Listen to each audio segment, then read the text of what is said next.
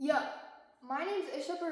I'm 16 and I'm a high school junior. Welcome back to my podcast, Real Talk Episode 3, where we talk about real struggles with zero sugarcoating, no filters, no retakes, no cuts. And today we're going to be discussing and talking about something that a lot of teenagers really internally struggle with, but have a hard time talking about it out loud or just speaking about it in general. And it's about how someone who's just naturally introverted and naturally shy, how they can still make friends in the real world. Whether you're just shy or shy in big groups or just not a naturally outgoing person, how they can still be and find some people who they can connect with and still be, social to some people. And today we have a special guest, Aashi, who can really talk about these things and maybe share some of her real life experiences with how being a shy and introverted person, but still having a bunch of friends and still being out there in the real world.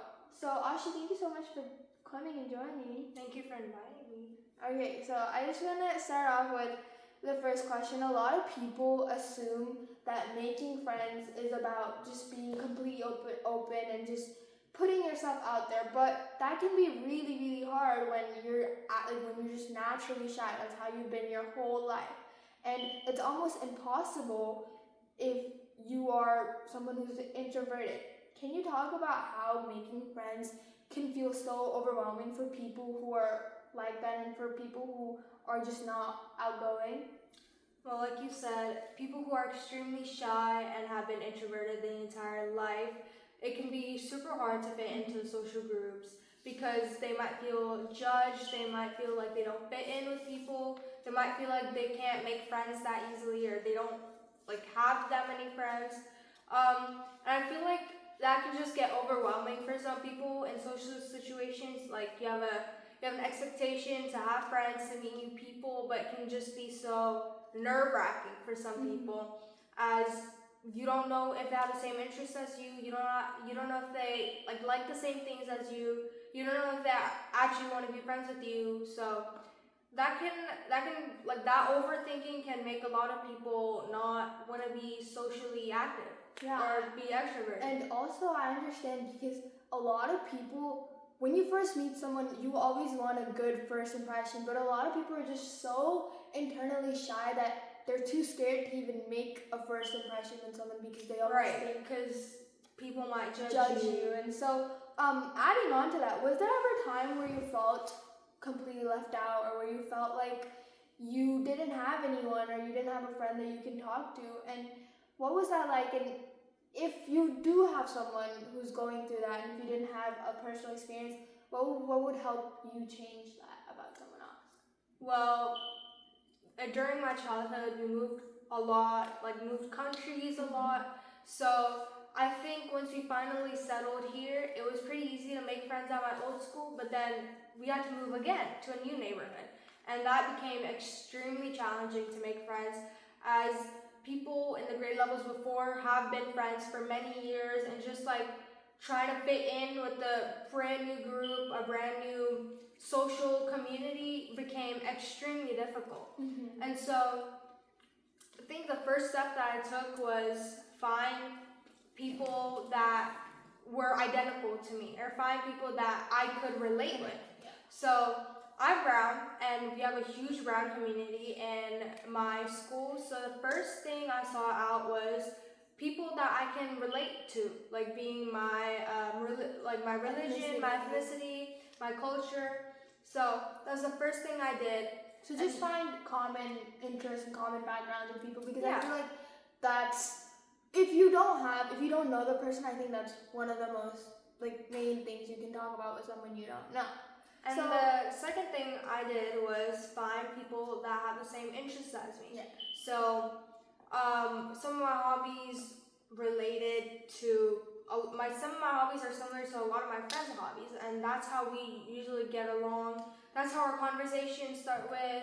So people that I just found extremely comfortable to talk to about stuff that I actually liked and that's 100% things that they like doing. relatable. So like I feel like a lot of people, here's what a lot of people experience but don't really understand. When you've been introverted your whole life, and then there's certain times where you suddenly totally become introverted in certain situations. Have you ever like felt that shift, and why have you ever felt that shift? Like you've been introverted, but then you suddenly become extroverted with certain people. Well, that's the thing. The first step of making any friends are friends that you feel comfortable around, friends that support you, friends that listen to you, friends that can talk to you about anything that you want to talk about. So I feel like that shift from introvert to extrovert can relate a lot and can be impacted a lot by people that support you, are constantly there around you, people that can like be there at your best moments but also tell you when you're doing something wrong, people that can correct you and like stand up for you and be there for you. Because I feel like a lot of people, like you're pretty shy, but when you're around friends or people you're comfortable with, you're the most talkative person. Right, because I formed those connections based on like how they were for me and how I am for them. Yeah. So I think going back to one of the hardest points about being quiet is just like drawing out how you like. I feel like a lot of shy people, they have a really hard time struggle with who is actually real and who's just surface level, who they can feel comfortable with while not being fake. How do you think that works? How do you think that a shy person can differentiate between if someone's being fake to them, or they have to be fake to feel fit in? Well, trust your gut. If there's too many red flags popping up, then you should know that it's time to leave that connection, to pursue new friendships, because those people at the end are not going to be there for you in your life, and just having them around makes it so much more difficult to like do daily friendly things with. So I think the first step to realizing that someone's not a good friend to you is like being aware of those red flags, those things that make a friendship not worth it. That's real. So let's get practical for a second. A lot of people for a lot of people who try to give advice to shy or introverted people can easily just say, just talk, just speak your mind. But that's very hard when you don't even know the person. Someone just says, just talk. There's 100 of things you can talk about. How do you know what's the right thing to say to someone if you don't know them?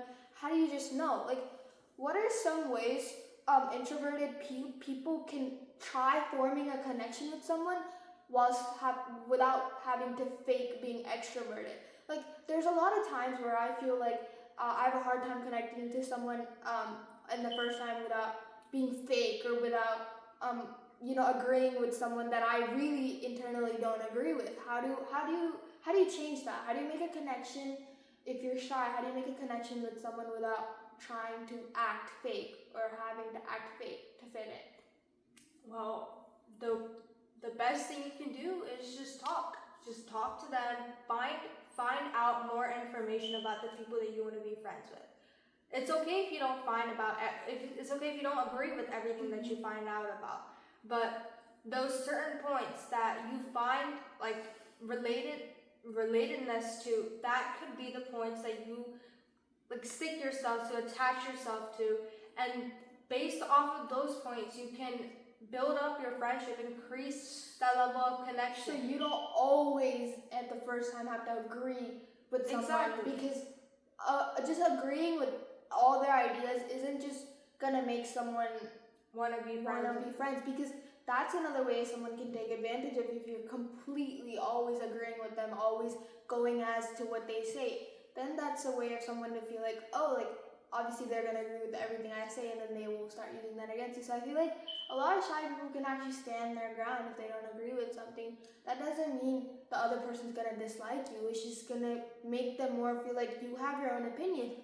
And even if you're shy, you're not afraid to speak about this opinion. You're not afraid to stand your ground. I feel like being shy in a way is kind of an advantage because you might be shy, but you can also express yourself without expressing too much, without oversharing.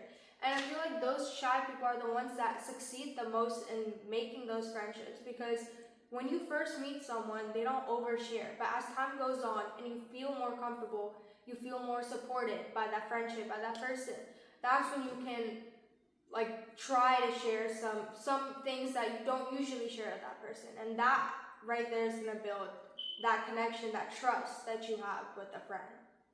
So my last question for you before end the podcast is, for everyone who's watching, for everyone who's experienced the same thing, has the same personality, what would you say to them when they're gonna go out in the real world, when teenagers are gonna actually experience not this high school life, but just real world out there? What's your advice to them, and what would you say to someone who's shy and wants to still fit in?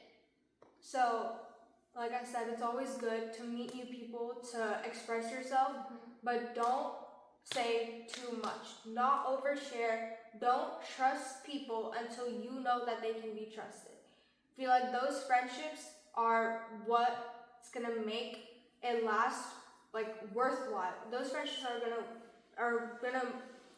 like help you build your relationships in future and things like that. Like, make sure you are standing your ground, protecting your peace, but also protect your peace with people that you know that care for you.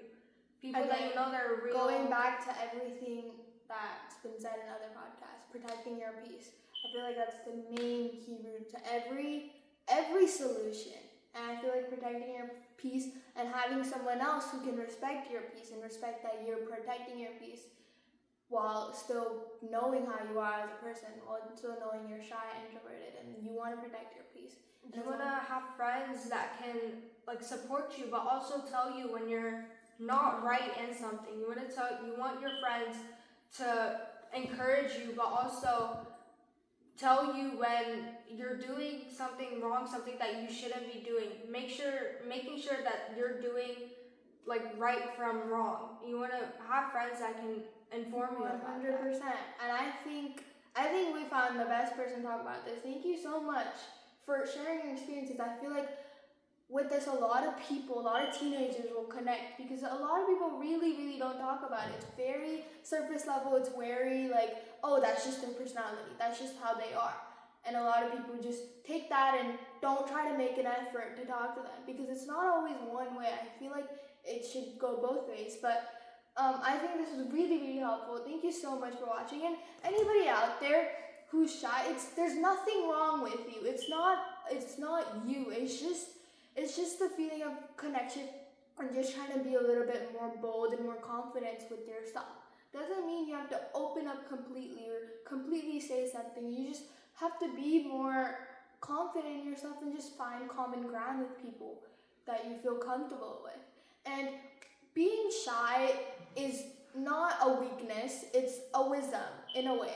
Like she's mentioned before, being shy is a way to protect your peace and protect your identity while still being friends with everyone. Not everyone has to know everything about you. Nobody can take advantage of you if you're shy and still keep things to yourself and still protect your peace while still maintaining happiness with other people. So thank you so much for listening. And if you want to hear about more real life struggles, stay tuned, like, subscribe, comment, and stay tuned for more episodes. Thank you so much. Thank you.